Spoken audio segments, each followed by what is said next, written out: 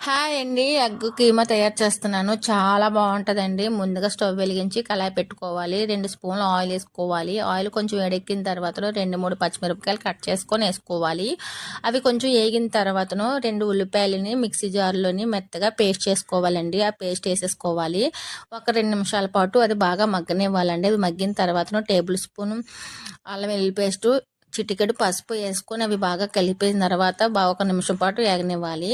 ధనియాలు, జీలకర్ర, మసాలా పొడి 1 టేబుల్ స్పూన్ వేసుకోవాలి. తగినంత కారం, తగినంత సాల్ట్ వేసుకొని బాగా ఏగిన తర్వాతను మరొక 2 నిమిషాల పాటు ఏగనివ్వాలండి. ఏగిన తర్వాతను 2 గుడ్లు చెదకొట్టుకొని వేసేసుకోవాలి. వేసేసుకున్న తర్వాతను బాగా కలిపేసుకొని మరొక 2-3 నిమిషాల పాటు మూత పెట్టుకోవాలండి. చాలా బాగుంటుందండి.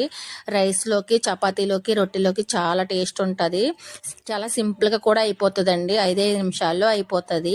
ఈ విధంగా మీరు కూడా ఒకసారి ట్రై చేయండి. చాలా బాగుంటుంది. ఓకేనా ఫ్రెండ్స్.